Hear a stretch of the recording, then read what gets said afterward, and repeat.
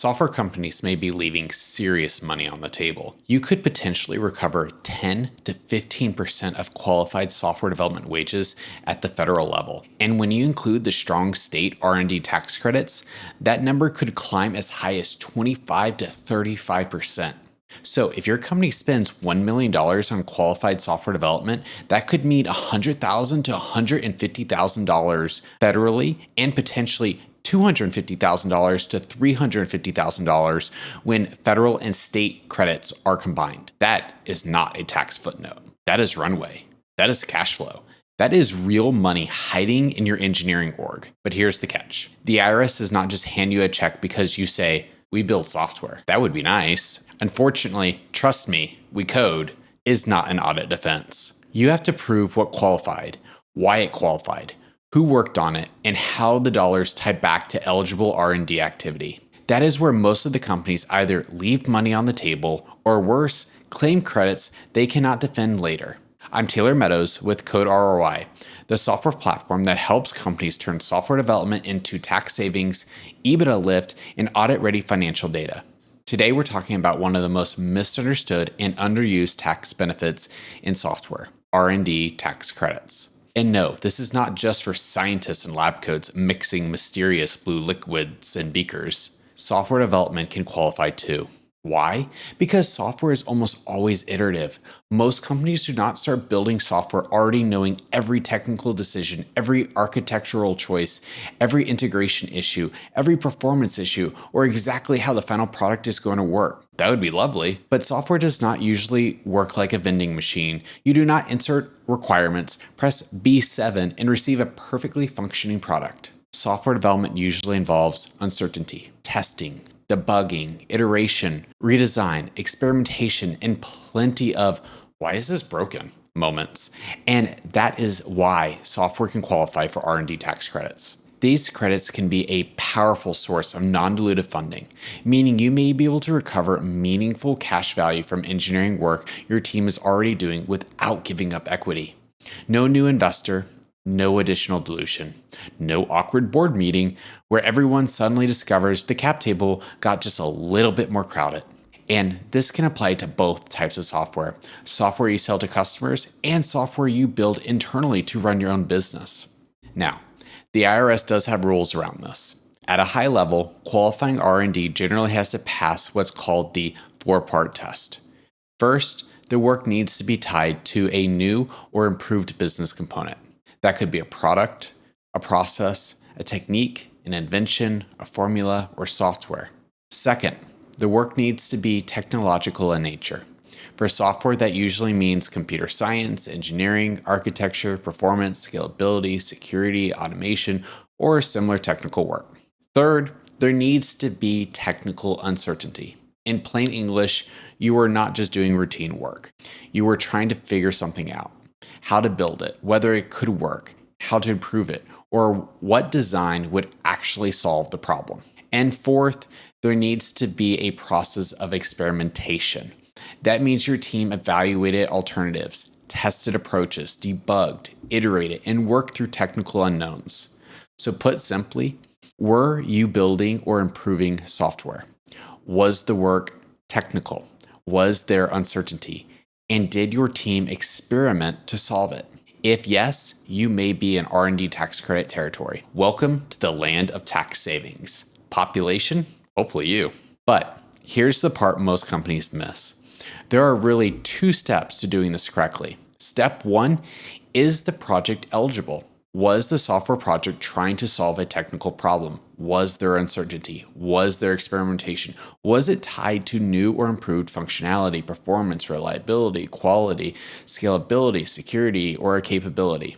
Step two, within that project, which specific actions were actually eligible? Because not every engineering activity qualifies. Building a new API might qualify. Experimenting with a new architecture might qualify. Solving a performance bottleneck might qualify. Improving scalability, reliability, automation, or security might qualify. But purely administrative work, routine maintenance, non-technical meetings, or basic project management may not. That's why data matters. It's not enough to say, we spent millions of dollars on engineering, so all of it's R&D. That is not a tax strategy. That is a wish wearing a spreadsheet costume. You need to show what was built, why it was technically uncertain, what experimentation occurred, who worked on it, and what costs tie back to those eligible activities. Because with R&D tax credits, the question is not just, did you do the work? The real question is, can you prove it? And here's the frustrating part. When you're building software, a lot of the four-part tests can feel obvious. Of course, development is iterative. Of course, engineers test different approaches. Of course, QA testing happens. Of course, there's a process behind how software gets designed, built, reviewed, tested, and released. But for tax purposes, obvious does not count. Documentation counts. Hard data counts. Evidence counts. It may feel ridiculous to prove that software development involves uncertainty, experimentation, testing, and iteration, but that is the game. The IRS does not care that it seems obvious. They care whether you can substantiate the claim with real documentation tied to the work performed. That is why R&D tax credits can feel like a carrot on a stick. A lot of companies know they should qualify, but they either do not claim the credits at all, or they claim a small sliver of what they're actually eligible for because they do not have the data needed to back it up.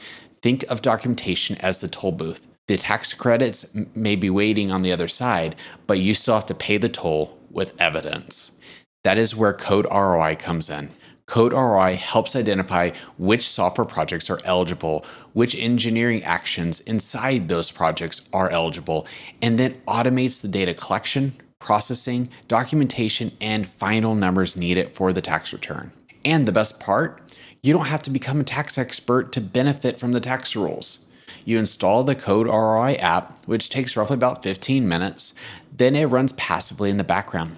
Your engineers and developers don't even have to log into the platform. They just keep doing what they already do. Writing code, opening pull requests, reviewing changes, testing, shipping, hopefully not breaking production.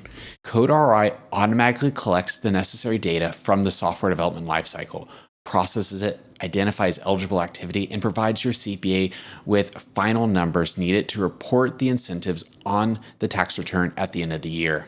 The platform analyzes millions of actions across the software development lifecycle to assess across all your software projects what is eligible and what is not eligible for R&D tax credits. It then categorizes those activities for the new Section G reporting requirements, helping support both the project level and activity level detail needed for a stronger claim. So you're not just getting a number, you are getting a defensible, data-backed credit calculation designed to maximize audit readiness while helping you capture the maximum potential return available. Instead of relying on estimates, memory, interviews, or generic ticket data, CodeROI helps create defensible evidence from the actual software development lifecycle. Because with R&D tax credits, getting the credit is only half the battle. Keeping it in an audit, that's the real end game. So let's come back to the money. For US companies, R&D tax credits are powerful because they are a direct reduction of tax liability. They reduce the taxes you owe dollar for dollar. That is different from a deduction, which only reduces taxable income. A deduction lowers the hill. A credit cuts the tax bill. And if you cannot use the full credit right away, unused credits can generally be carried forward for up to 20 years. That means they can become a real asset on your books and help increase company value. There is also a major benefit for startups. Qualified small businesses may be able to use a portion of their R&D tax credit to offset payroll taxes. That is huge if the company has just little or no income tax liability yet. So even if you're not profitable yet, the R&D tax credit can still create real cash flow value. That means the tax benefit is not just sitting in a trophy case waiting for someday profitability. It can actually help now. For profitable companies, there's also another benefit. Most companies pay taxes throughout the year through quarterly estimated payments. But R&D tax credits are often calculated and claimed at the end of the year when the company files its tax return. So, if you have been paying taxes throughout the year without factoring in the credits, you may find out at the end of the year you've been overpaying. And that can turn into a very nice refund check from the IRS. Not a bad way to end the year. When companies combine federal R&D tax credits, state R&D tax credits, Section 174 tax treatment, and better software capitalization data, many organizations can recover or unlock economic benefit equaling to roughly 25 to 50% of their software development spend, depending on their facts, location, tax position, and documentation. That's not pocket change. That's real money. That is runway. That is EBITDA. That is enterprise value.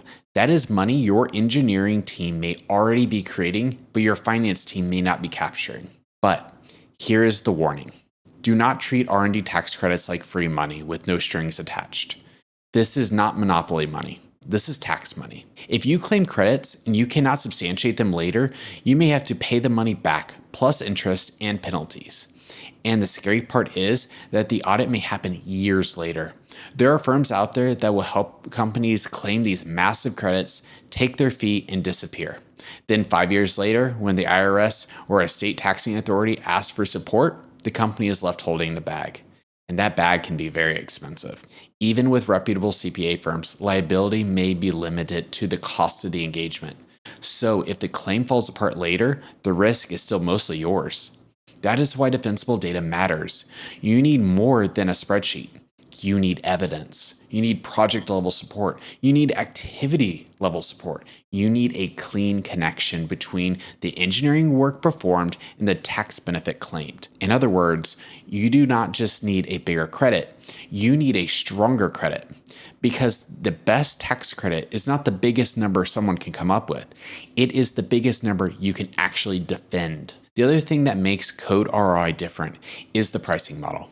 CodeROI only charges a percentage of the tax credits we deliver at the end of the year. There's no upfront cost. That means CodeROI does not get paid unless you get paid. We help you identify, document, and claim credits, and we only share in the value we actually deliver. That is the model. You win, we win. The IRS gets a better supported claim.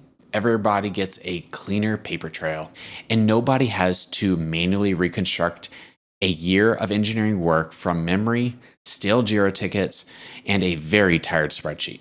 So here's the takeaway. Software R&D tax credits can be one of the most valuable tax incentives available to software companies. They can reduce tax liability. They can offset payroll taxes for eligible startups. They can create carry forward assets. They can improve cash flow. They can provide non-dilutive funding, and they can materially increase company value, but only if they are done correctly. The money is real. The opportunity is real, but the evidence has to be real too. At CodeROI, we help software companies turn engineering activities into defensible tax credit, tax deduction, and cap labor data. Actuals, not estimates. Because your engineering team is not just shipping code, they may be creating cash, credits, EBITDA, and enterprise value. You just need the right data to prove it. I'm Taylor Meadows with CodeROI. Follow for more startup, tax, and software finance tips. Thank you.